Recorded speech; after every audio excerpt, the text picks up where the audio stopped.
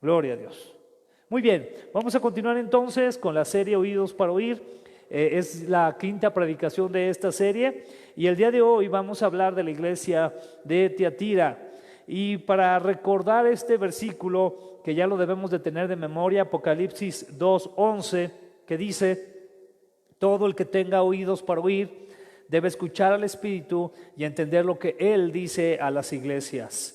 Los que salgan vencedores no sufrirán daño de la segunda muerte. Igual, solamente como un repaso y también dándole entrada a lo que sería la introducción, hasta este momento hemos aprendido que la iglesia primitiva llevaba una dinámica de vida donde honraban al Señor a través de bendecirse unos a otros. Era una iglesia que tenía esa gran peculiaridad de amarse unos a otros, de ver unos por otros y de esa manera también honrar al Señor. Vimos acerca de la iglesia de Éfeso, que representaba una iglesia activa, una iglesia preparada con conocimiento, pero con la gran necesidad de volver a su primer amor. Hemos hablado también de la iglesia de Esmirna, que simboliza a una iglesia sufriente, pero que permanece fiel. Como todas estas iglesias que sufren persecución aún en nuestros días, alrededor del mundo, en diferentes lugares, en diferentes países, incluyendo también México, en algunos estados de aquí de la República.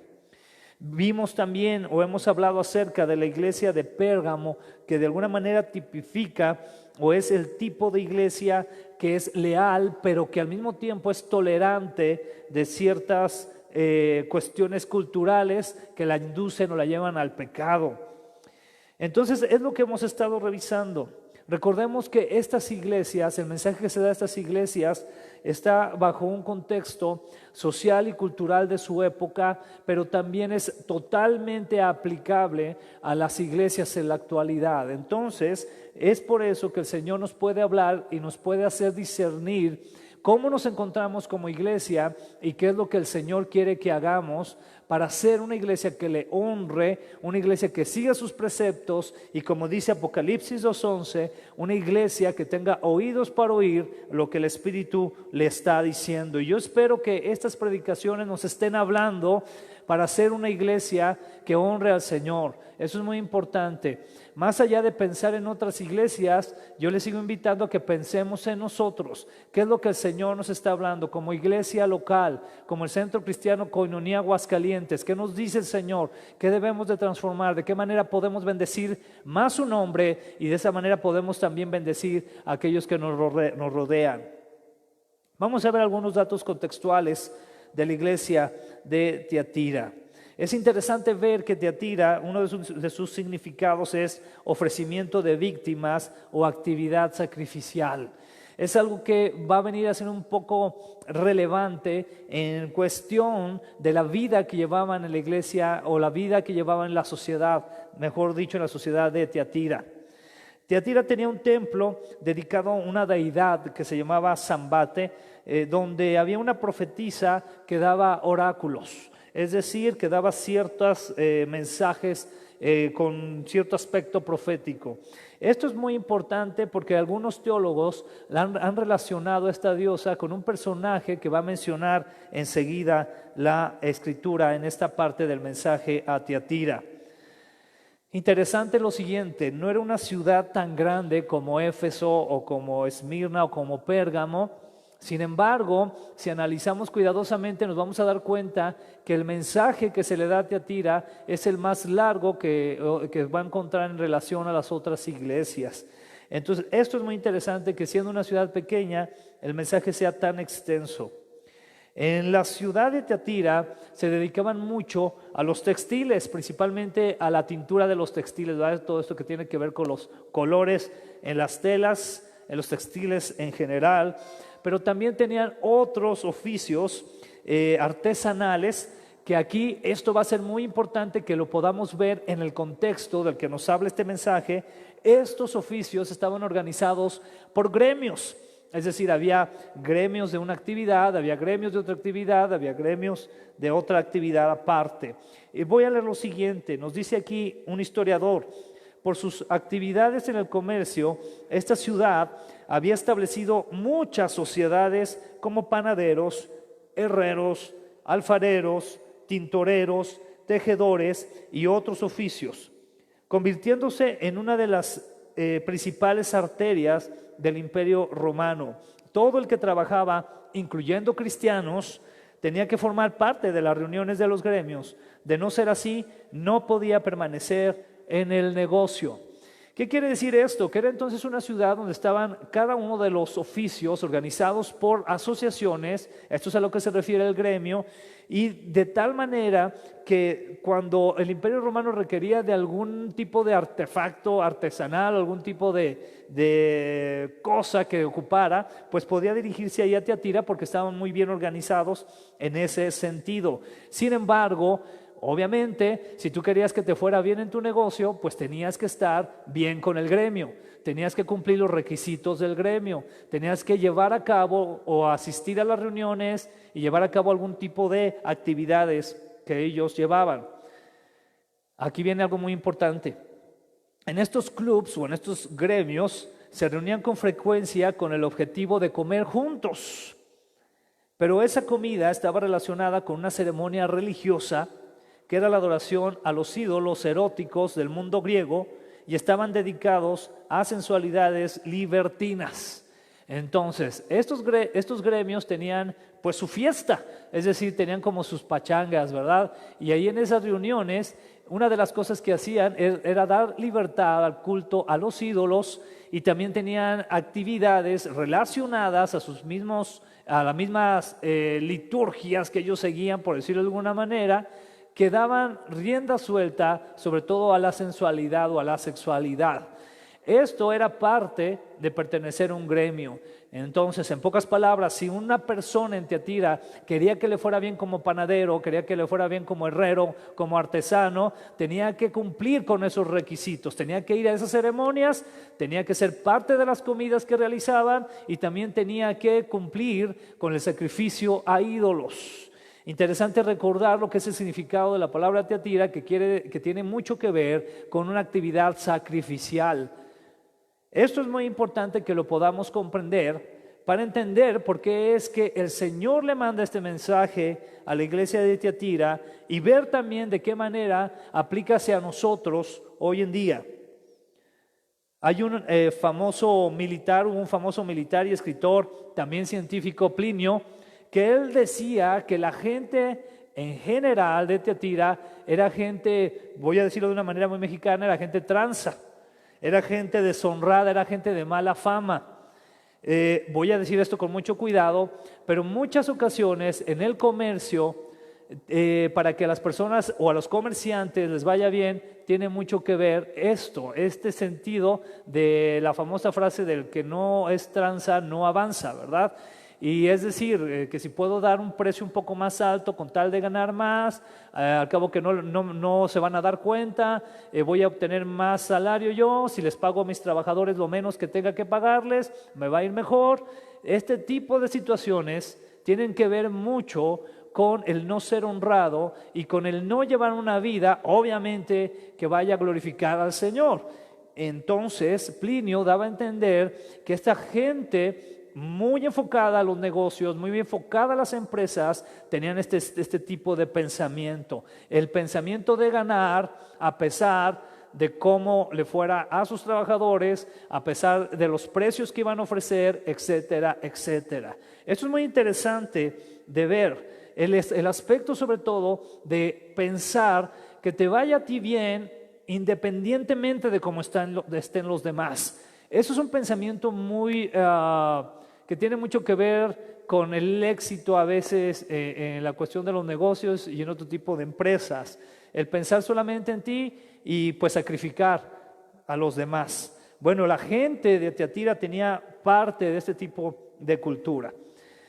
En este contexto es que el apóstol Juan recibe el mensaje del Señor Jesucristo para la iglesia de Tiatira, que lo vamos a encontrar en Apocalipsis capítulo 2 a partir del versículo 18.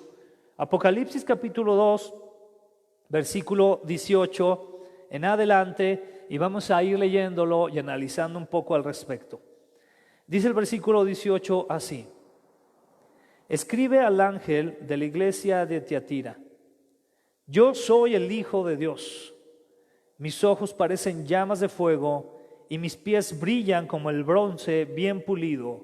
Escucha lo que te voy a decir. Muy importante recordar que en cada uno de los mensajes que el Señor está dando a las iglesias, está presentando también una característica o un atributo de Él mismo, como dando a entender que Él tiene esa autoridad y que Él tiene ese poder de dar el mensaje que está dando. Y aquí de una manera muy categórica, incluso utilizando signos de exclamación, podemos leer o se nos dice lo siguiente. Dice: yo soy el Hijo de Dios. Aquí está dando una connotación de autoridad. Y es importante ver el siguiente aspecto. Aquí el Señor Jesucristo está dando un mensaje más bien de juicio, más que de consuelo.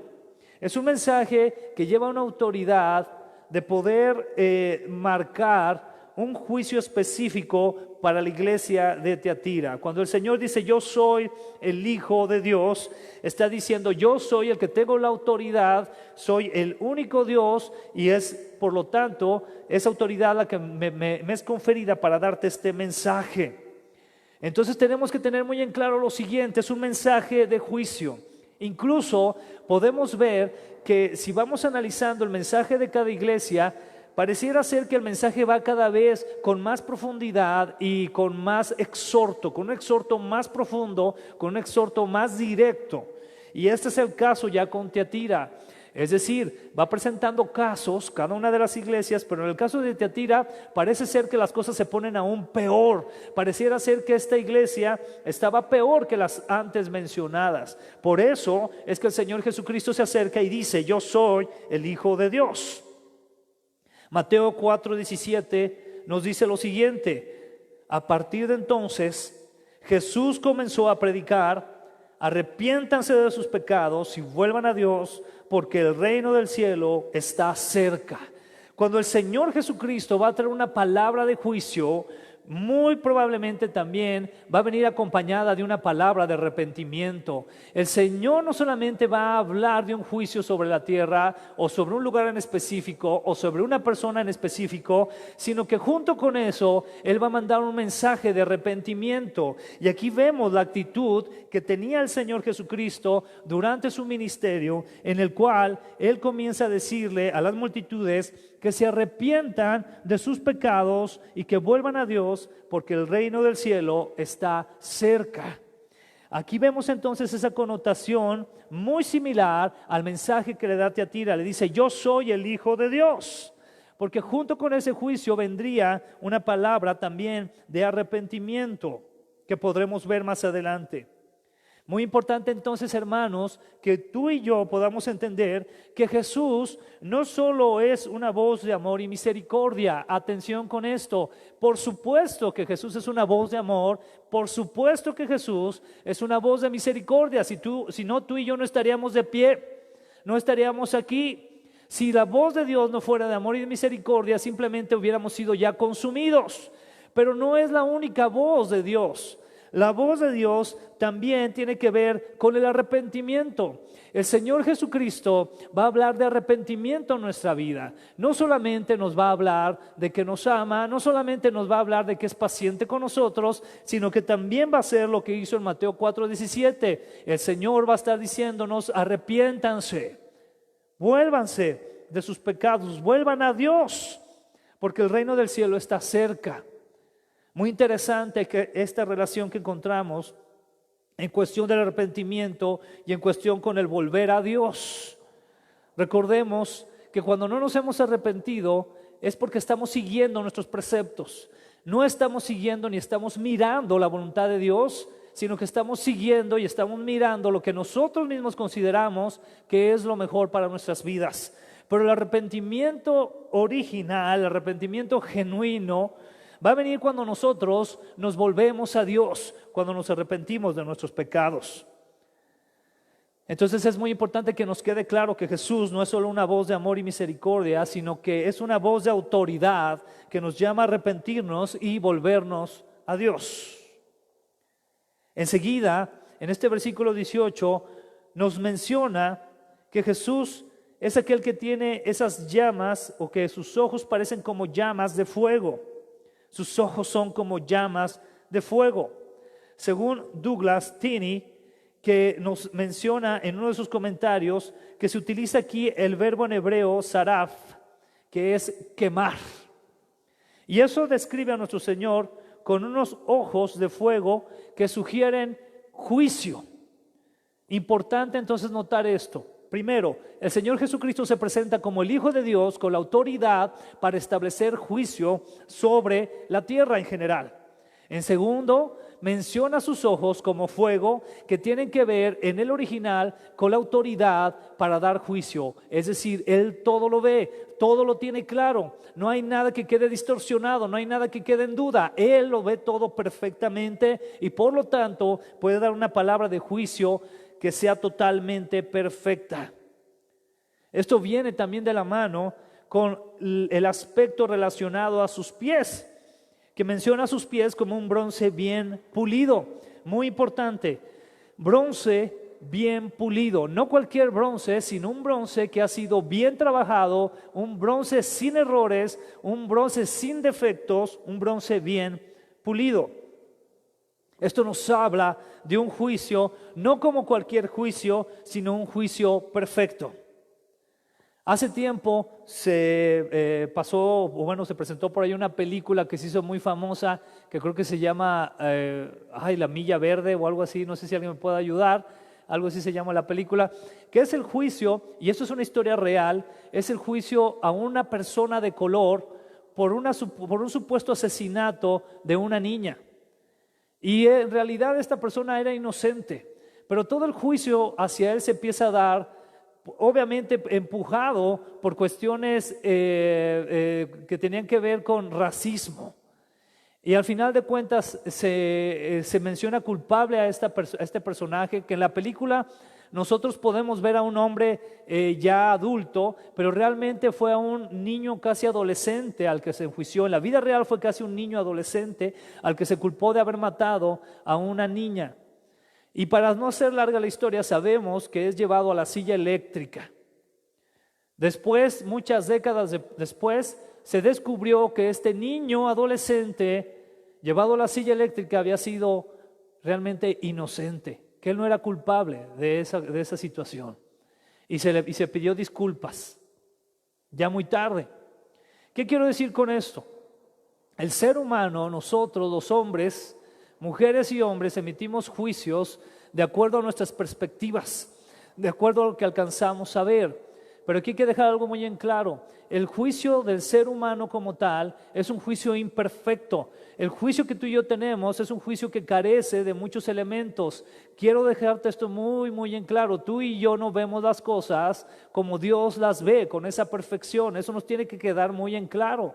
Sabemos que tenemos su palabra, sabemos que tenemos la escritura que nos guía, pero en muchas ocasiones en la vida, yo te puedo asegurar, porque yo lo he hecho, hemos levantado juicios sobre personas sin saber realmente las circunstancias que los rodean, sin saber realmente qué es lo que a tal o cual persona los ha llevado a tener una o tal actitud. Inmediatamente levantamos el dedo. Tenemos que tener mucho cuidado con eso, porque la realidad es que el único que puede dar un juicio perfecto es el Señor Jesucristo. Y eso tiene que ver con este aspecto del bronce bien pulido en sus pies. Es decir, no es un juicio como cualquier juicio, sino es un juicio perfecto. El ser humano juzga con muchos errores. Solo el Señor Jesús tiene y proporciona el juicio perfecto. Él todo lo está viendo. Tenemos entonces aquí al Señor Jesús con toda la autoridad para traer palabra de juicio perfecto. Es decir, la palabra que está emitiendo es perfecta. Esto lo quiero apegar a lo siguiente: la Biblia, la Escritura, es la palabra de Dios. Es esa palabra perfecta, poderosa y viva, por medio de la cual Todos y cada uno de nosotros somos desnudados y se nos ve tal y como somos. Se ve lo interior de nuestro corazón y se nos puede traer un juicio por medio del cual podamos ser llevados al arrepentimiento. Esa es la realidad. Hoy en la mañana, o si no me equivoco, por ahí ponían en uno de los grupos una imagen de uno de los mártires de la iglesia que tradujo la Biblia al inglés y que murió precisamente por esta causa, por traducir la Biblia al inglés. Qué terrible situación. Por ahí ponía yo un comentario relacionado a que realmente nosotros como creyentes, nuestras palabras, nuestras opiniones deben de estar siempre enfocadas hacia la palabra de Dios. Qué poco se ha puesto de moda el que en nuestras conversaciones saquemos o citemos la Escritura. A veces queremos sacarla o citarla disfrazada de filosofías o de ideas. A veces podemos decir, bueno, por ahí un libro sabio dice que, o bueno, por ahí dijo un gran hombre. Quítate de eso de tu vocabulario. Tú y yo tenemos que empezar a aprender a citar y decir, mira, el Señor Jesucristo dijo esto. Mira, en la Escritura, en la Biblia, en tal libro dice esto. Tú debes de ser claro con la Escritura. No tenemos por qué esconderla, ni por qué tener miedo de que la gente se vaya a ofender o vaya a querer dejarnos de escuchar porque ya dijimos Biblia. Al contrario, hay gente que sufrió mucho porque tú y yo podamos tener la Biblia con libertad como para quererla esconder. La palabra de Dios es lo que el mundo necesita. El juicio de Dios es lo que el mundo necesita. El arrepentimiento a partir de eso es lo que el mundo necesita.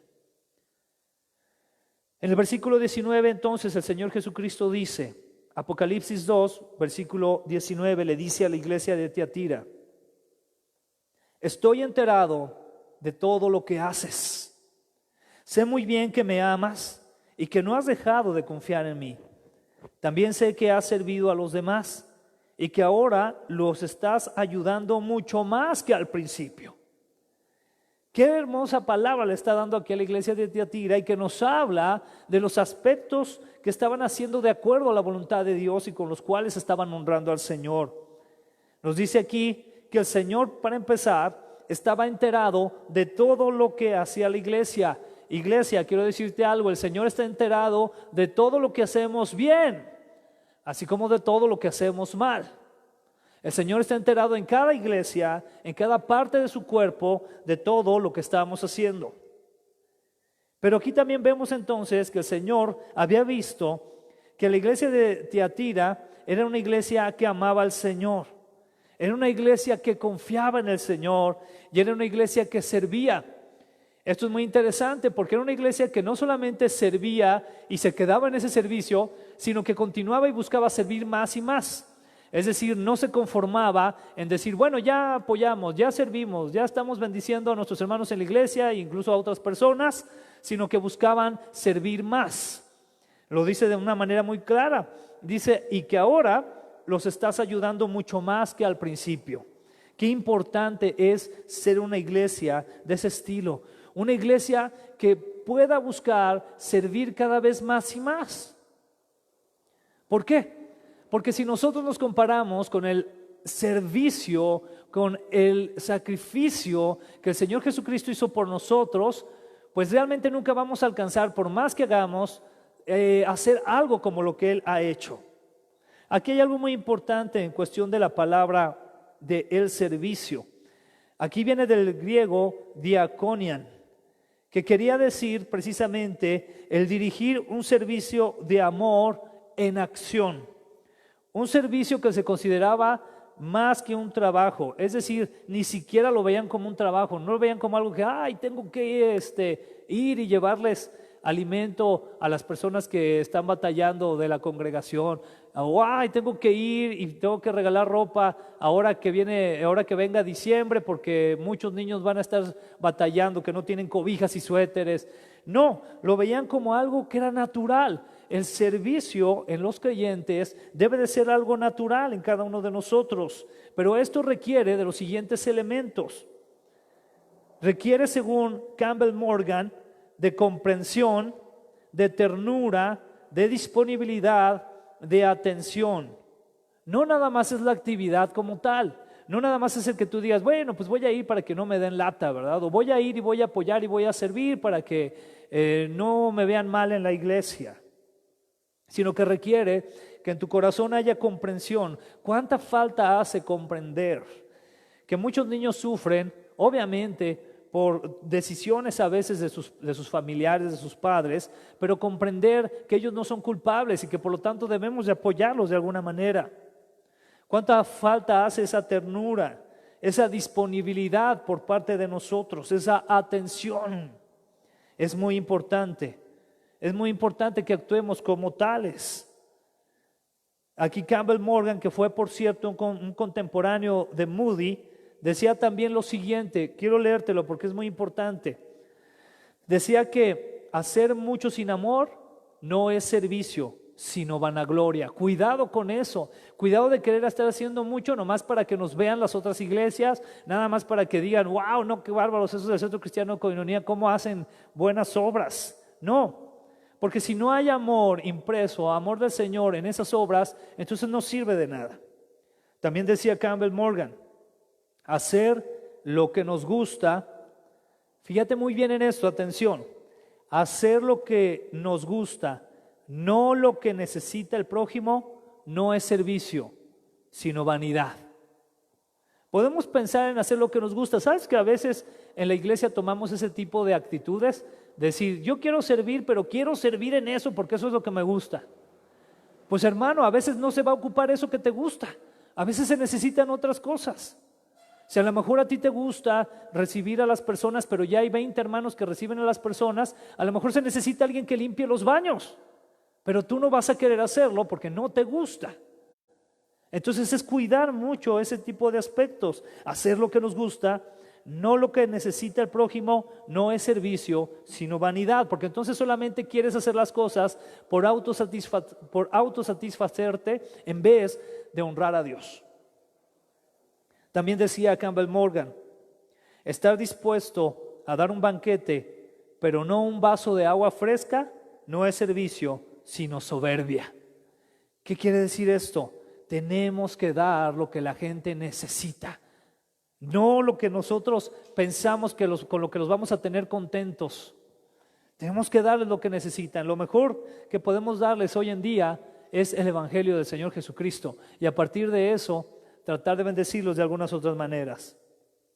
Ahora nos damos cuenta que la iglesia de Tiatira entonces era una iglesia pues que era sobresaliente en ese sentido, amaba al Señor, era fiel al Señor, confiaba en el Señor, servía de una manera cada vez más creciente. Es decir, no solamente servía y decía, bueno, ya servimos este año, ya se acabó, qué bueno, vamos a descansar. No, buscaban servir más y más. Pero surge entonces con todo esto una pregunta muy interesante. ¿Podrá una iglesia con estas características de fe, amor y servicio estar en pecado? Eso es muy interesante, porque cuando tú ves la primera narración que encontramos de esta iglesia, con este mensaje que el Señor Jesús da, nos encontramos una iglesia ejemplar. Ya lo comentamos y ya lo leímos aquí, una iglesia que ama a Dios, una iglesia que confía en el Señor y una iglesia que sirve. Pero por ahí estaba sucediendo algo. ¿Puede una iglesia así estar en pecado? La realidad es que sí. Podemos ser a veces iglesias que amemos a Dios. Podemos ser iglesias que incluso confiamos en Dios. Podemos ser iglesias que incluso sirvamos, pero estar aún en pecado. Y es aquí lo que encontramos entonces en el versículo 20. El versículo 20 de Apocalipsis 2, continuando con este mensaje a la iglesia de Tiatira, dice: pero hay algo que no me gusta de ti, y es que has dejado que Jezabel siga engañando a mis servidores.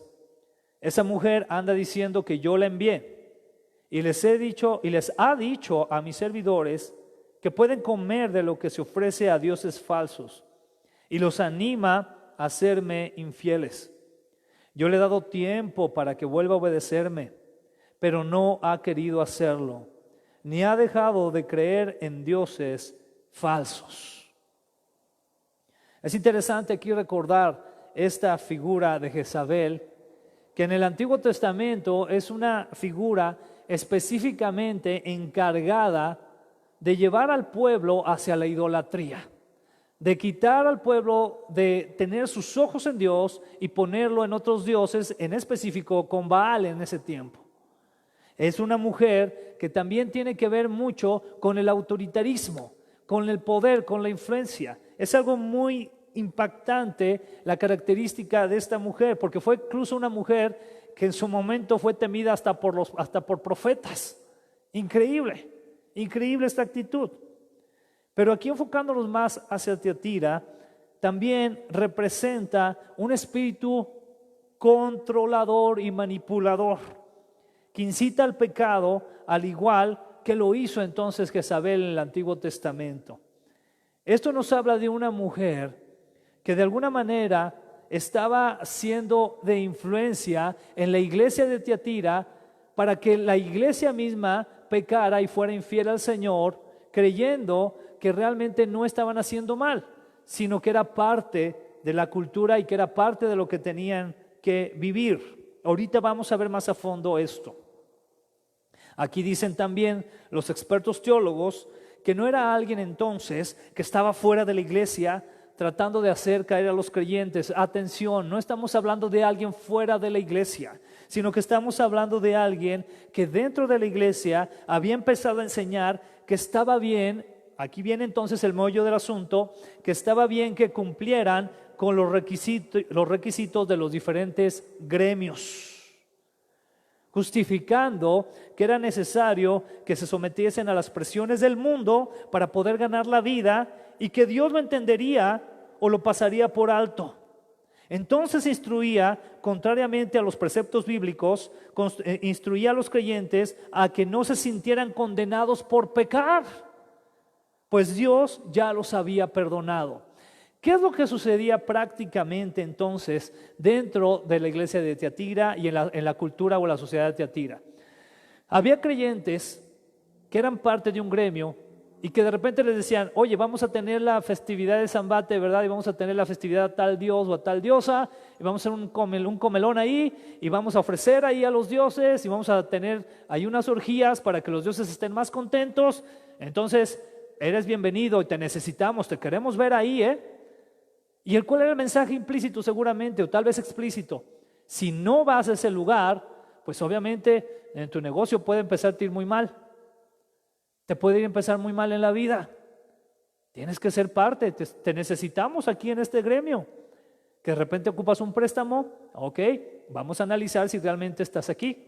Que de repente necesitas material para tal cosa, bueno, si viniste a las fiestas del gremio, bien, entonces todo lo que ocupes, amigo. Entonces, ¿qué hacía esta profetisa? Les decía: tú ve, Dios lo va a entender, pues es para que puedas vivir. Tú sigue, tú asiste ahí al gremio y hazte de la vista gorda, pero pues, tienes que ir, Dios lo va a entender, no te preocupes. Y si tienes que participar de repente en algún que otro sacrificio, hazlo. Mira, Dios ya te perdonó, ya tú ya viniste a Cristo, ya eres salvo, ya no te preocupes, no va a pasar nada, Dios lo entiende. Qué peligroso es poner este tipo de palabras en los creyentes. El decirle al creyente que Dios es tanto amor, que Dios es tanta misericordia y tanta paciencia, que va a pasar por alto tus pecados. Déjame decirte algo: el Señor, más allá de misericordia, más allá de amor, es 3 veces santo. Difícilmente va a pasar por alto tus pecados o mis pecados o los pecados de cualquiera, porque Él es santo. Y si Él los pasara por alto, dejaría de ser justo. Y eso es muy importante que tú y yo lo entendamos. Entonces Jezabel tenía esta actitud en la iglesia, y no solamente tenía esa actitud, sino que la promovía a otros y había hecho pues seguidores de cierta manera. Muy importante y muy interesante ver lo siguiente: realmente era una profetisa. Eso es interesante verlo, atención. Lo podemos ver más adelante, que el Señor le está dando tiempo para que vuelva. Era una cristiana. Podemos pensar: no, es que nunca fue cristiana esa mujer. Yo no me atrevería a decir eso. Al contrario, yo pensaría que era una cristiana confundida y que era una cristiana condescendiente. Y aquí vemos entonces cómo esta creyente que tenía un ministerio, que tenía una actividad en la iglesia estaba entonces influenciando a los demás a pecar. Muy interesante ver, porque va a haber personas de ministerio con llamados, créeme que los hay, que están pecando delante de Dios y están incitando a los demás a pecar delante de Dios. Yo tengo que decirte esto con mucho cuidado, pero te lo tengo que decir porque yo quiero que tengas mucho cuidado. Yo he conocido incluso profetas, gente que tiene un llamado de Dios, que dan una palabra por medio de la Escritura, basada en la Escritura, que puede ser de edificación a la iglesia, pero que al mismo tiempo están viviendo en adulterio. Esto es real. Pero también es real lo que la Escritura aquí dice. Yo te aseguro que Dios les está dando tiempo para que se arrepientan, para que vuelvan. Entonces esto sucede. Aquí quiero ir un poco a que entendamos tú y yo, para darle una aplicación también personal a nuestra vida, ¿verdad? Porque a lo mejor ahorita a nuestra mente están llegando varios hermanitos o hermanas que decimos, ay, con razón está como está, ¿verdad? O decía de ser, es como fulana, sutana. Pero recuerda, se trata más de aplicarlo a nosotros. Y aquí quiero ir a lo siguiente. ¿Qué es un gremio? ¿Qué tiene que ver con estos gremios, estos grupos a los cuales eran incitados a participar los creyentes? Mira, una de las definiciones de gremio que puedes encontrar en Google es una asociación profesional formada por personas que tienen el mismo oficio. Como ya vimos, los panaderos, los herreros, los artesanos, muchos de ellos. Pero viene también aquí mismo en Google una definición coloquial que quiero leerte. La definición coloquial dice: conjunto de personas que comparten gustos o aficiones o están en la misma situación vital. Te lo voy a repetir. Conjunto de personas que comparten gustos o aficiones o están en la misma situación vital. Tal vez tú puedas decir, para mencionar con ejemplos muy prácticos, tú puedas decir, bueno, yo soy fan de las películas de terror. Me encantan las películas de terror y tienes tu grupo en Facebook o algún lugar donde estás unido a ellos y hacen comentarios de las películas y están al pendiente cuál se va a estrenar, están al pendiente de una cosa u otra cerca de esa película. Bueno, ese es un gremio de personas aficionadas a las películas de terror. Eso sería como un gremio. Y tú podrías decir, bueno, no pasa nada. Y tú puedes pensar, no hay nada de malo en eso, cuando muy probablemente se esté honrando figuras satánicas, se estén honrando, se estén poniendo en alto mensajes demoníacos, etcétera, etcétera, de asesinatos, de suicidios, de horror, de miedo, de terror, que todo eso va en contra de la palabra de Dios. Pero tú puedes pensar, bueno, no pasa nada. Dios me entiende, sabe que solamente es un hobby, no pasa nada. Quiero decirte que sí pasa, puede pasar y mucho. Tú no sabes cómo te puede influenciar. Por eso es una de las partes o un ejemplo de un gremio. Pero aquí entonces yo quiero que tú pienses, que tú te hagas esa pregunta: ¿a qué gremio pertenezco? ¿Cuál es mi gremio? Porque puede ser esto de las películas de terror, pero puede ser cualquier otro gusto o afición que estén o que sean parte muy importante de tu vida y con las cuales tal vez no estés honrando al Señor o que obviamente peques con ellas delante de Dios. Aquí viene otra pregunta también. ¿Podrías ser una persona que te dejes llevar por las presiones del gremio o peor aún que incites que tus hermanos en Cristo sean parte de los usos y costumbres de ese gremio bajo la idea de que Dios ya te ha perdonado de todos tus pecados? Qué interesante es esto. Yo te puedo decir, por ejemplo, que hay iglesias donde incluso pues son muy amables con las ideas, por ejemplo, acerca del divorcio, donde se dicen, bueno, ok, pues ya divórciate y te casas, y si te fue mal, pues otra vez vuelve a divorciarte y te vuelves a casar, con ese tipo de ideas. Son gremios de ideologías, de filosofías. ¿A qué tipo de gremio puedes tú pertenecer o incitar a otros a pertenecer? ¿Eres de los que piensan que Dios pasará por alto y entenderá que tuviste que pecar porque no te quedaba de otra? Uno de los problemas, y aquí voy a tocar una fibra muy importante porque es parte de la problemática que vivían en la iglesia de Tiatira, es la siguiente.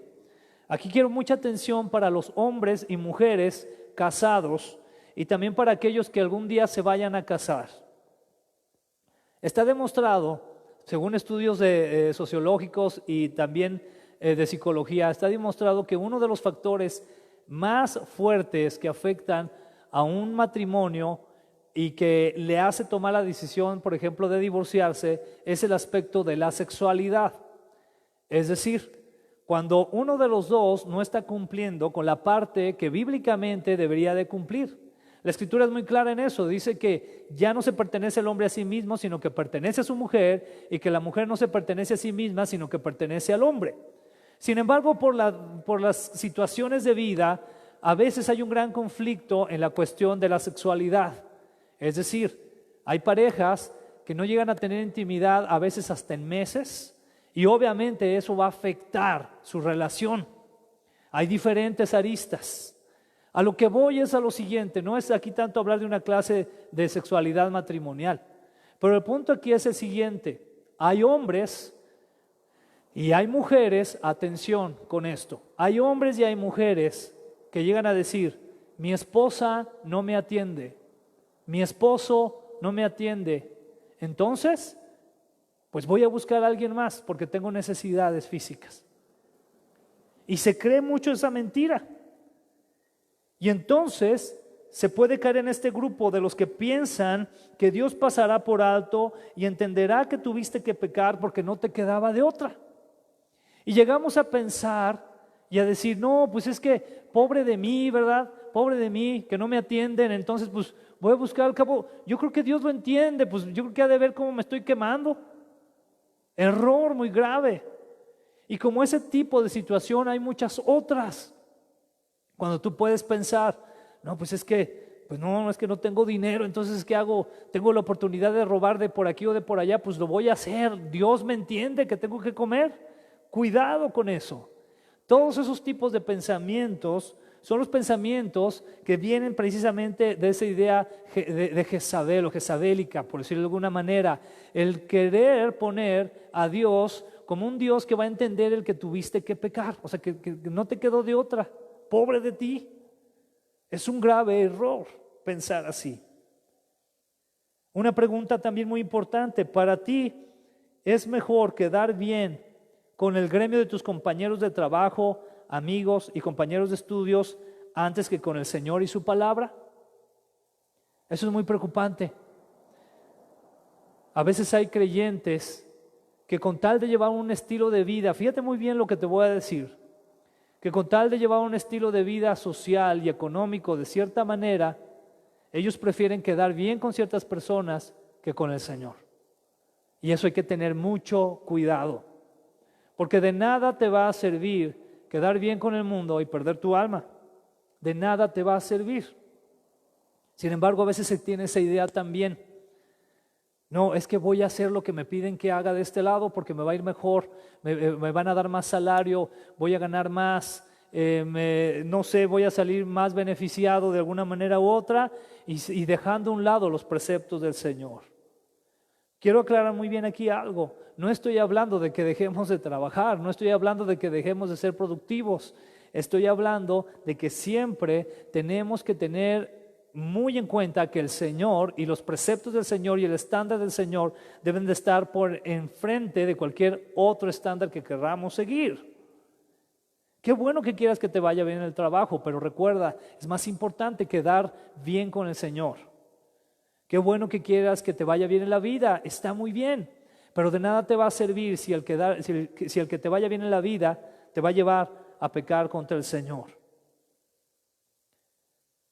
Solemos vivir en una cultura, y como para que esto vaya quedando un poco más claro, y sobre todo en nuestra cultura mexicana, ¿verdad? Aquí me tengo que acotar más a nuestra cultura, lo que nos dé a nosotros, lo que nos pegue. Solemos vivir en una cultura que usa este tipo de dichos. Por ejemplo, ¿a quién le dan pan que llore? Decimos, no, pues es que estaba ahí en la fiesta, ¿verdad? Y pues se me acercó la chava y pues le gusté y pues 2, 3 copas, se nos hizo fácil y pues ella solita me dijo, vámonos a un hotel. ¿A quién le dan pan que llore? Vivimos bajo ese tipo de situaciones. O que vas caminando en la calle y el señor de enfrente se le cayeron 20 pesos y tú no sabes si era para comprar un litro de leche, pero tú lo ves y dices, bueno, pues ya se le cayó, ¿verdad? Pues ya lo besó el diablo, ¿verdad? Así, ¿verdad? Y tú, pues para santificarlo lo voy a agarrar. Entonces lo agarras y ya no se lo regresas. ¿A quién le dan pan que llore? Otro también muy famoso, ¿verdad? Y que ya lo mencioné, al que no es tranza no avanza. Simple y sencillamente es que quieres avanzar en esta cultura, pues tienes que ser tranza, si no, no vas a avanzar. Es increíble que vivamos este tipo de situaciones. También dicho muy famoso, ¿no? Solo se vive una vez. Eso es muy, muy fuerte en la juventud, ¿no? Es que ahorita es cuando, porque antes de que me ponga ruco o ya sin fuerzas, y ya no, ahorita es cuando. Pues ten cuidado, porque una de esas nunca llega a tu ruquez. Tienes que estar pensando en la voluntad de Dios, ¿no? Pero a veces al pensar, solo se vive una vez, quieres estar haciendo cosas que deshonran al Señor. Otro dicho muy famoso que utilizamos, el fin justifica los medios. Cuidado con eso también. Cuando esas personas que con tal de alcanzar cierta posición en su trabajo empiezan a hablar mal de los demás, de sus compañeros, a pisotear a los demás, etcétera, pero ellos están con la idea, bueno, es que el fin justifica los medios. Yo quiero ese puesto, le va a ir mejor a mi familia, voy a comprar una mejor casa, voy a tener un mejor coche, voy a tener más dinero en el banco, ni modo, aunque hable mal de fulano de tal, no le hace, le voy a echar tierra. El fin justifica los medios. Una frase también muy usada por la juventud, yo creo que todos alguna ocasión la llegamos a utilizar: tengo derecho a ser feliz. Jóvenes, cuando sus papás llegan y les dicen, hijo, mira, esto no te conviene, mira esto, tal persona, tal situación, tal plan, no te conviene, hijo. Y se toman una actitud de decir, no, yo tengo derecho a ser feliz. Cuando dice la palabra de Dios que el objetivo principal de Dios es que tú seas feliz, la realidad es que no es así. La realidad de Dios es que te libres del infierno, eso es lo que Dios quiere. Y a veces los menos felices, hablando de la felicidad del mundo, fueron aquellos que entregaron todo por Cristo, pero que ahora gozan de su presencia. Otra frase, primero yo y que el mundo ruede. Qué impresionante. Una frase más, vamos a echarnos un taco de ojo. Ese tipo de frases que apapachamos tanto en nuestra cultura y que no vienen sino que con esa ideología de ese espíritu jezabélico o de esa dinámica jezabélica, por decirlo de otra manera. Otra frase, por aquí me están diciendo otra, es mejor pedir perdón que pedir permiso. Gracias, Toño, por decirnos. Imagínense, o sea, mejor pido perdón, o sea, mejor lo hago y ya después le pido perdón a mis papás, ¿no? Mejor lo hago y ya después le pido perdón al jefe. Mejor pedir perdón que pedir permiso. ¡Wow! ¡Qué idea!, ¿no? Y creo que se aplica bastante aquí en el contexto, ¿no? Porque la idea que precisamente predicaba Jezabel era la de no le hace, tú haz las cosas, Dios lo va a entender, Dios ya te perdonó, no te preocupes. Ese es un grave error, pensar así. Primera de Corintios, capítulo 6, versículos del 9 al 10, dice lo siguiente: ¿no saben ustedes que los que cometen injusticia no tendrán parte en el reino de Dios? No se dejen engañar, pues en el reino de Dios no tendrán parte los que se entregan a la prostitución, ni los idólatras, ni los que cometen adulterio, ni los afeminados, ni los homosexuales, ni los que roban, ni los avaros, ni los borrachos, ni los maldicientes, ni los ladrones. No se dejen engañar. Muy interesante aquí Pablo hablándole de una cultura también greco-romana, ¿no? Con este tipo de influencias como la que tenía también la ciudad de Tiatira en el Asia Menor. Efesios capítulo 5, versículo 5.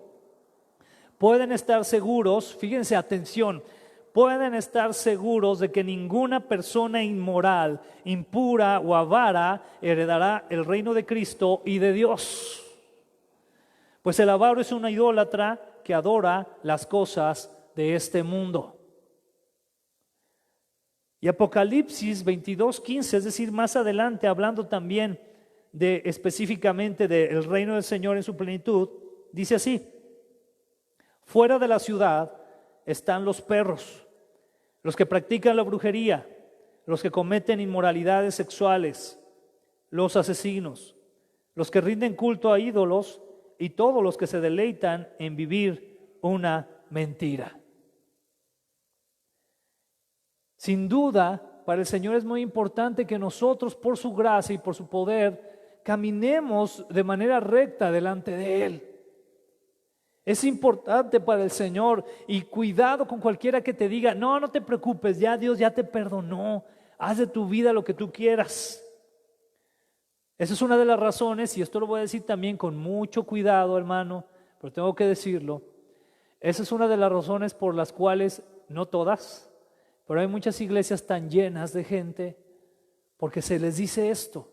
Y es lo que a veces queremos escuchar. Queremos que alguien nos diga: no le hace, hombre, si tú eres un adúltero, pues sigue siendo, hombre, Dios lo entiende que tienes esa debilidad, y entiende que pobre de ti, no te atienden en tu casa, entiende que pobre, hombre, te estás quemando. No, tú no le hace. No, cuidado con eso. Cuidado con eso, porque va totalmente en contra de lo que la Escritura nos dice. El Señor, fíjate muy bien, el Señor en su misericordia da tiempo para arrepentirnos, nos da tiempo, pero que esto pase en una manera realmente honesta de nuestra parte. Dice aquí el versículo 22 y 23 de Apocalipsis 2, seguimos con el mensaje a Tiatira. Dice así: yo voy a hacer, hablando de Jezabel, yo voy a hacer que esa mujer se enferme gravemente y que se mueran los que obedecen a sus enseñanzas y siguen creyendo en dioses falsos. Atención, pero si ellos se arrepienten y vuelven a obedecerme, no les haré ningún daño. Así, todas las iglesias sabrán que yo conozco los pensamientos y deseos de todos, y que a cada uno le daré el castigo que merecen sus malas acciones. Wow. Entonces entendemos todavía más el por qué el Señor Jesucristo en los primeros versículos del mensaje a Tiatira se presenta como un Señor de juicio, como un Señor que viene a decirles cómo están las cosas y a qué serán merecedores si no se arrepienten. Podemos pensar aquí en juicios repentinos, pero ¿sabe qué, hermano? La realidad es que Dios siempre nos da tiempo y sin duda, hermano, yo estoy convencido de eso, sin duda nos avisa, nos reprende, nos llama al arrepentimiento. Cuando nosotros estamos mal en una área donde estamos pecando contra Dios, yo te puedo asegurar que por obra del Espíritu Santo, que es el que nos convence de pecado, el que nos muestra la verdad de Dios, te aseguro que el Señor nos dice: hey, pon atención, eso que estás haciendo no me agrada. Y si no te apartas de eso, algo te va a suceder. Una disciplina voy a traer en tu vida, lo voy a decir claramente, un juicio voy a traer a tu vida. Esto es impactante, pero es una realidad. Y quiero también aquí aclarar algo: no todas las personas que caen en enfermedad, no todas las personas que sufren algún accidente, etcétera, etcétera, es porque hayan estado en un pecado. Esto lo quiero aclarar porque luego también somos bien buenos para señalar, ¿verdad? Luego vemos que alguien ya se puso bien enfermo y ya debe haber andado de pecador. Dios lo disciplinó, ¿verdad? Y hasta nos alegra, ¿verdad? En vez de que oremos por él. No, sin embargo, sí nos deja clara la Escritura que va a haber un grupo de personas, y eso solo lo conoce el Señor, porque es el que ve todas las cosas, el que conoce todo lo que hacemos. Hay un grupo de personas a las cuales el Señor va a disciplinar por causa de su pecado. Esa es una realidad. Por eso el versículo 24 también nos dice lo siguiente. Dice: pero los que están en Tiatira, los cuales no siguen las enseñanzas de esa mujer, ni han llegado a conocer lo que algunos llaman los secretos profundos de Satanás, les doy esta única orden: que sigan creyendo firmemente en mí hasta que yo vuelva. Un grupo que sigue fiel al Señor, un grupo que no toma atención de las enseñanzas que están afectando a la verdadera gracia que tenemos en Cristo Jesús, que no solamente nos lleva a ser salvos, sino que nos lleva a ser transformados para ser cada día más como el Señor quiere que seamos, para honrarle y glorificarle. Muy interesante que nos menciona que no han llegado a conocer estas personas que han sido fieles los secretos profundos de Satanás. ¿Qué quiere decir esto? Tiene muchas connotaciones. Podría ser una de ellas el recordar que Satanás siempre ha estado basándose en la mentira y en el engaño para poder hacerle creer al ser humano que él puede salir adelante sin Dios. Y eso lo ves desde el principio, desde la serpiente. Desde ahí puedes ver el engaño. ¿Y qué es lo que hicieron las personas que creyeron a Jezabel? Entraron de manera más profunda en las mentiras de Satanás. Cuidado con eso, porque es caer en esos secretos profundos del enemigo cuando se cree o se apapacha el pecado o se deja que otras personas lo hagan. Y aquí el Señor les da una única orden. Dice que es una orden: que sigan creyendo firmemente en mí hasta que yo vuelva. Seguir creyendo en Cristo requiere firmeza, hermano, requiere de firmeza. No podemos creer así como que pues medio creo y hoy como que no creo y mañana sí voy a creer y ya fui a un congreso y ya regresé creyendo más, pero ya me fue mal en el trabajo y ya creo menos. No, y ya me dieron una palabra de que este año me caso, ¿verdad? Y pasó un año, 2, 3 y 10 y no te casaste y ya no crees en el Señor y estás así. No, tienes que ser firme en tu fe en Cristo Jesús. En esta cultura, hermano, que tenemos, por ejemplo, del probar, de aprender del ensayo y el error, aquí en esta cultura el Señor nos ordena seguir creyendo firmemente en Él. Sabemos que la presión del gremio o de los gremios es fuerte, están ahí, lo sabemos. Pero la orden del Señor, del Hijo de Dios, del que tiene los pies de bronce bruñido, es: sigue creyendo firmemente en mí. Yo quiero decirte hoy esto, hermano y hermana: sigue creyendo firmemente en el Señor Jesucristo. Sigamos creyendo firmemente en Él. Si tú haces esto, vienen unas hermosas promesas en los siguientes versículos. Versículos 26 y 28 de Apocalipsis 2 dice lo siguiente: a los que triunfen sobre las dificultades y no dejen de confiar en mí, les daré como señal de victoria la estrella de la mañana. Y si me obedecen siempre, les daré poder sobre los países del mundo, así como mi Padre me dio ese poder a mí. Gobernarán a esos países y los tratarán con dureza. Los harán pedazos como si fueran ollas de barro. Si alguien tiene oídos, que ponga atención a lo que el Espíritu de Dios dice a las iglesias. ¿Qué quiere decir esto de triunfar? Triunfar sobre las dificultades por medio de la fe en Él. Cuando nos habla de la estrella de la mañana, está hablando de Jesús mismo. Él es esa estrella. Está hablando de esa luz que es Cristo. Y cuando te está diciendo que Él dará como señal de victoria la estrella de la mañana, te está diciendo: yo voy a estar contigo, voy a estar allí, voy a ser tu luz, voy a ser tu salvación, te voy a acompañar, voy a alumbrarte, te voy a guiar. Y es más, te tengo una noticia: otros van a poder ver el camino por medio de la luz que voy a poner en ti. Porque eso trae como consecuencia el ser fieles al Señor, el confiar siempre en Él a pesar de las dificultades. También dice enseguida: y si me obedecen siempre, les daré poder sobre los países del mundo. Aquí podríamos entrar a un área escatológica, pero no vamos a hacerlo, porque hay diferentes posturas escatológicas que podrían interpretar este versículo de diferentes maneras. Pero mi intención ahorita es cómo lo podemos aplicar a nuestra realidad hoy, más allá de lo escatológico. Pues esto representa también el poder que nos da la luz de Cristo, el Espíritu de Dios, el obedecer su palabra para vencer y gobernar el mundo, para poder vencer al pecado, el no ser gobernados del mundo, sino nosotros gobernar al mundo por medio de la salvación que hemos tenido en Cristo Jesús.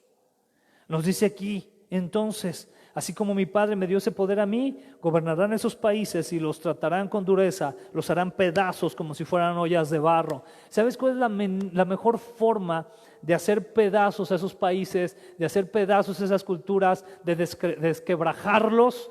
Es por medio del Evangelio. Cuando tú y yo llevamos el Evangelio, lo que estamos haciendo, estamos derribando fortalezas, argumentos que se levantan en contra de Cristo, y entonces nos ponemos a gobernar junto con Cristo Jesús. Esto entiéndelo bien. No es que te esté diciendo que tú seas igual que Él. Me refiero que por el poder del Señor podemos llevar una palabra de salvación que desquebraja cualquier argumento que se quiera levantar a gobernarnos y apartarnos de la voluntad de Dios. Así como mi Padre me dio ese poder a mí, gobernarán a esos países y los tratarán con dureza. Los harán pedazos como si fueran ollas de barro. No hay nada mejor, hermano, que tú y yo, al momento de compartir la palabra del Señor, seamos muy honestos con las personas. Es decir, seamos claros con ellos. Como lo hemos hecho estos últimos domingos, cuando Memo pasa y nos comparte el mensaje de salvación, siempre viene también con ello las noticias malas. Y las noticias malas son que somos pecadores y que sin Cristo estamos perdidos, que sin Cristo somos enemigos de Dios. Esa es la realidad, porque lo dice la Escritura. No es palabra nuestra, es palabra de Dios. Y entonces vienen las buenas nuevas, que por medio de Cristo, del sacrificio de Jesús, que Él ha tomado nuestro lugar, es que podemos alcanzar salvación. Dios quiere que gobernemos de esa manera. Quiero dar unas conclusiones y exhortaciones generales y aplicables también a nuestros días. El énfasis en esto que hemos compartido hoy debe de ser que la falsa doctrina y el pecado no deben permitirse. Atención con esto, hermano. No deben de permitirse, aunque estén cobijadas bajo la bandera del amor, la tolerancia o la unidad.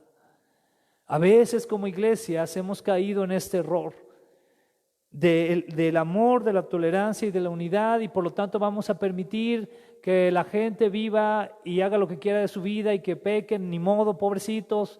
Hemos caído muchas veces en ese error. Qué importante es no permitir eso. Y ya sabemos que no debemos de permitirlo, también con el amor del Señor, esperando, como dice la Escritura, que se puedan arrepentir. Aquí una y otra vez lo dice el Señor en el mensaje de Tiatira, dice: les estoy dando tiempo para que se arrepientan, tiempo para que vuelvan a mí, tiempo para que vuelvan su rostro. Alguna vez me vieron pero se desenfocaron, quiero que otra vez me vuelvan a ver. Atención ahí. También muy interesante este aspecto, que lo digo con mucho cuidado también. El hecho que una iglesia, por ejemplo, crezca numéricamente muy rápido, no es un signo de que sea exactamente una iglesia saludable, como tampoco lo es el que la iglesia tenga mucho compañerismo. Ninguna de las dos cosas son realmente signos de que es una iglesia saludable. ¿Qué es lo que hace una iglesia saludable? Cuando camina día a día en el diario vivir de la mano de Jesucristo, dejándose ser guiados por la presencia del Espíritu Santo. Pidámosle al Señor aquí en el Centro Cristiano Koinonia que nos haga una iglesia que tengamos oídos para oír y ser guiados por el Espíritu Santo. Hermano, yo te pido que me ayudes a orar fervientemente por eso. Oremos porque el Señor abra nuestros oídos, abra nuestros ojos, podamos escuchar su voz, podamos ver por donde quiere que vayamos, podamos ser sensibles a la voz del Espíritu Santo, y más allá de sensibles, podamos ser obedientes a ella. Más en estos tiempos. Por otro lado, la verdadera naturaleza de una iglesia se revela en la forma de cómo la iglesia responde a la inmoralidad y la falsa doctrina. Si no se confrontan, esto traerá juicio por parte del Señor a la iglesia. Es importante confrontar esas áreas. Últimamente se han gestionado leyes y lo tengo que decir y lo tengo que aclarar. Tengo que aclarar que nosotros como iglesia no estamos con ningún partido político, no estamos del lado de nadie. Pero la Escritura nos pide y nos dice claramente que oremos por nuestros gobernantes, pero también de esa manera nosotros debemos estar al pendiente de cuáles son las leyes que se están precisamente gestionando. Es increíble pensar que muchas autoridades estén pensando en leyes que atacan directamente a nuestros niños, a nuestros infantes, y que por ende atacan directamente a la familia. Tenemos que levantar la voz también como iglesia, porque somos parte de la sociedad. Y tenemos que levantarla con sabiduría, con astucia. Me preocupa mucho. Ahora hay un movimiento, aparte de esto, que se está gestando, que tiene que ver con que se autorice legalmente la relación sexual con menores de edad, con niños. Y hay grupos que están formándose muy fuertemente en cuestión de que se permita esto. ¿Y qué tenemos que hacer tú y yo, hermano? Levantar la voz. Si tú eres padre de familia, tú tienes que ponerte en la brecha y levantar la voz y defender tu casa. Tienes que hacerlo en las vías correctas, pero sobre todo confiando en el Señor, confiando en la Escritura, que Él está contigo. Es importante levantar la voz, pero a veces no lo levantamos. Muy triste ver cómo cada vez más y más iglesias caen en la inmoralidad y en las falsas doctrinas. Tú puedes entrar y ver videos donde se hace una serie de cosas increíbles. La otra vez estaba viendo uno de estos videos donde mencionan cosas así que les extrañan de las iglesias cristianas, y una de ellas tenían un festival donde donde pusieron un tubo para que una hermana de la iglesia hiciera ahí un show con el tubo. Qué increíble. Y yo sé que suena risa, ¿verdad? Pero esto es caer en una inmoralidad. Esa es la realidad. Yo te aseguro que los hermanos de la iglesia no estaban viendo el gran talento que tenía la hermana. O sea, estaban en otro canal. Iglesias donde de repente ponen a bailar a las niñas con vestidos de hawaianas y cosas de ese estilo. Y cada vez es mayor esto y es preocupante. Bueno, como iglesia tenemos que levantar la voz. Es importante hacerlo. También es importante que si escuchamos una doctrina que no sea bíblica, levantemos la voz para cuidar a la iglesia, para cuidar al cuerpo de Cristo. Y digamos, lo que se dijo en tal lugar va en contra de la Escritura. La Escritura nos dice esto: no te metas en pleitos. No te estoy invitando a que te pongas a pelear con ellos, no. Solamente saca a luz la luz de Cristo, que ya está en sí misma alumbrada. No es la luz del Señor, pero tienes que sacarla a la luz. Y es algo que también nos pide la Escritura que hagamos, porque si no hacemos esto, pues va a venir juicio a la casa del Señor. Casi para terminar, Primera de Pedro, capítulo 4, versículo 17, dice así. Primera de Pedro, donde se le está hablando a una iglesia que está siendo perseguida de una manera muy fuerte, y le dice lo siguiente: pues ha llegado el tiempo del juicio y debe comenzar por la casa de Dios. Y si el juicio comienza con nosotros, ¿qué terrible destino les espera a los que nunca obedecieron la buena noticia de Dios? ¿Sabes? Muchas veces nosotros estamos esperando, decimos, el mundo está como está porque no quieren a Cristo y ahí les va su juicio, tengan su juicio. Pero ¿sabes qué? Que la Escritura nos dice que el juicio empieza aquí. Y eso es algo que nos debería de hacer temblar y nos debería de hacer pensar: Señor, ¿cómo estoy? ¿Cómo estamos como iglesia? Segunda de Pedro, capítulo 2, versículos del 1 al 3 dice: pero hubo también falsos profetas entre el pueblo, como habrá entre vosotros falsos maestros, que introducirán encubiertamente herejías destructoras y aún negarán al Señor que los rescató, atrayendo sobre sí mismos destrucción repentina. Y muchos seguirán sus disoluciones, por causa de los cuales el camino de la verdad será blasfemado. Y por avaricia harán mercadería de vosotros con palabras fingidas. Sobre los tales, ya de largo tiempo, la condenación no se tarda, y su perdición no se duerme. Que el Señor nos ayude a ser una iglesia que busquemos honrarle a Él y hacer una iglesia que no toleremos y que no apapachemos toda clase de pecado que lo único que hace es deshonrar el nombre del Señor. Vamos a orar. Padre, te damos muchas gracias, Señor, en esta tarde por tu palabra. Gracias, Señor, porque tú nos estás hablando a través de este mensaje a las iglesias. Y te queremos pedir, Señor, que nos ayudes a ser cada día más como tú quieres que seamos, de manera que te honremos, de manera que te glorifiquemos, Señor, por medio de seguir, Señor, tus preceptos. Ayúdanos, Señor, te necesitamos. Sin ti no podemos, pero por eso clamamos a ti, para que tú siempre, Señor, nos llenes de tu presencia, nos llenes de tu Espíritu Santo y nos ayudes a vencer. Te necesitamos, Señor. Te necesitamos como iglesia, te necesitamos, tú eres nuestro Señor. Y queremos decirte, Padre, que queremos rendirnos completamente ante ti y obedecerte. Ayúdanos, Padre, en el nombre de Jesús. Amén.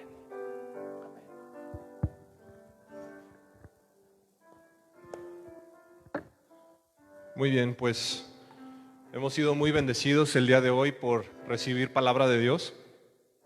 Y como bien decía el pastor, en muchas ocasiones en las iglesias en general se está dando solamente un mensaje bonito, que más bien parece un mensaje de superación personal, pero pasamos de largo pasajes como algo que les voy a leer de Mateo, que es Mateo 7, y va muy relacionado a ver la importancia de ver el mensaje de salvación. Sobre todo, hoy lo quiero decir no solamente para las personas que nos sintonicen por primera vez, pero sobre todo muy enfocado para ti, si es que tú tienes años en una iglesia. Quiero que comprendas esto, quiero que lo veas. Dice Mateo 7, a partir del versículo 13, dice: la puerta angosta. Solo puedes entrar, y estas son palabras de Jesucristo, dice, solo puedes entrar en el reino de Dios a través de la puerta angosta. La carretera al infierno es amplia y la puerta es ancha para los muchos que escogen ese camino. Sin embargo, la puerta de acceso a la vida es muy angosta y el camino es difícil, y son solo unos pocos los que alguna vez lo encuentran. Luego habla sobre el árbol y su fruto. Dice: ten cuidado de los falsos profetas que vienen disfrazados de ovejas inofensivas, pero en realidad son lobos feroces. Puedes identificarlos por su fruto, es decir, por la manera en que se comportan. ¿Acaso puedes recoger uvas de los espinos o higos de los cardos? Un buen árbol produce frutos buenos y un árbol malo produce frutos malos. Un buen árbol no puede producir frutos malos y un árbol malo no puede producir frutos buenos. Por lo tanto, todo árbol que no produce frutos buenos se corta y se arroja al fuego. Así es, de la misma manera que puedes identificar un árbol por su fruto, puedes identificar a la gente por sus acciones. Y no se trata aquí solamente de identificar a los falsos profetas, pero es ver qué pasa con nosotros. ¿Estoy dando frutos buenos o frutos malos? Y para concluir esta parte, como a partir del versículo 21, que habla sobre los verdaderos discípulos, dice: no todo el que me llama Señor, Señor entrará en el reino del cielo. Solo entrarán aquellos que hacen verdaderamente la voluntad de mi Padre que está en el cielo. El día del juicio, muchos me dirán: Señor, Señor, profetizamos en tu nombre, expulsamos demonios en tu nombre, hicimos muchos milagros en tu nombre. Pero yo les responderé: nunca los conocí. Aléjense de mí, ustedes que violan las leyes de Dios. Sin embargo, en el versículo 24, aquí te dice lo siguiente, sobre edificar sobre un cimiento sólido: todo el que escucha mi enseñanza y la sigue es sabio, como la persona que construye su casa sobre una roca sólida. Como bien nos menciona el libro de Santiago acerca de la fe y las obras. Tú dices que tienes fe, perfecto. Pero también los demonios creen y tiemblan. No se trata solamente de tener fe. Si tu fe no está produciendo buenas obras, es una fe vacía, es una fe que no sirve para nada. Cuando tú has realmente tenido fe, el Espíritu Santo mora en ti y te empieza a cambiar. Si tu vida no ha cambiado, wow, sería buen punto para cuestionarnos si realmente el Espíritu Santo mora en nosotros. Porque debe de empezar a haber cambios paulatinamente, debe de haber ese crecimiento en santidad. Entonces el mensaje de salvación es este: todos hemos pecado. Por cuanto todos hemos pecado, que menciona en Romanos 3:23, estamos destituidos de la gloria de Dios. No podemos estar con Dios en el cielo por nuestro pecado. Pero en Romanos 6:23 menciona: la paga del pecado es muerte. Pero también te habla sobre el regalo de Cristo Jesús, que es la vida eterna. Todos hemos pecado, nadie podemos entrar con Dios al cielo. Sin embargo, las buenas noticias son que Dios se hizo hombre y ahí vemos a Jesús. Jesús es el mismo Dios hecho hombre y murió en una cruz, no por nada malo que Él haya hecho, sino porque cargó con tus y mis pecados, los pecados de la humanidad, sobre sus hombros. Por eso murió en la cruz. Y se hizo justicia, la justicia que debía caer sobre nosotros, la ira de Dios que debía de caer sobre nosotros, la tomó Cristo Jesús. Es como si nosotros estuviésemos en el día del juicio y fuésemos declarados culpables y nos dicen: ¿sabes qué? Tú vas a ir al infierno. Y de repente, segundos antes de que te arrojen, alguien llegara y dijera: hey, no hagan eso, déjenlo ahí, yo estoy dispuesto a tomar su lugar, yo estoy dispuesto a morir por él, yo voy a morir por él. Eso lo hizo Cristo Jesús en la cruz. Él nos libera si tú crees en Él, en arrepentimiento y fe. Si tú te arrepientes de tus pecados y dices: perdóname, ya no quiero vivir así, perdóname. Tal vez he ido años a la iglesia y he seguido viviendo una vida como yo he querido y no he tenido arrepentimiento. En este momento yo me arrepiento. Díselo a Dios y entrégale tu vida. Dile: yo quiero rendirme a ti. Quiero dejar de vivir como he vivido para mi propia gloria. Quiero vivir para tu gloria. Quiero entregarme completamente a ti. No en lo que me conviene, sino en todo, aunque me duela. Pero sé que tu voluntad es mejor para mí, Señor. Yo te invito a que hagas tú esta oración desde donde nos estés sintonizando, que entregues tu vida a Cristo Jesús, y eso es lo que te va a cambiar. Todo el mensaje que estamos dando aquí lo vas a ver como en chino, no lo vas a entender ni lo vas a poder llevar a práctica si no entiendes el Evangelio y no te arrepientes de tus pecados y entregas tu vida a Cristo Jesús. El Espíritu Santo es lo que activa que tú puedas vivir para su gloria en verdad. No es porque nosotros seamos más inteligentes, ni porque seamos más morales, ni nada de eso. Simplemente todos somos pecadores redimidos por la gracia de Dios. Y cuando su Espíritu Santo mora en nosotros, cosas cambian. Toda nuestra vida cambia. Te invitamos a esto. Toma esta decisión hoy. Hoy es el día de salvación. Señor, muchas gracias, bendito Padre.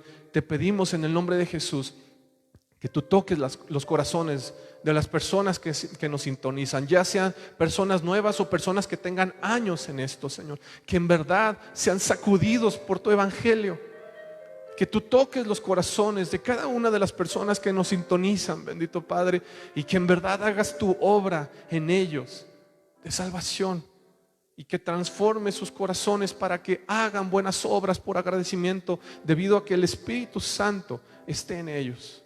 En el nombre precioso y poderoso de Jesús. Amén y amén.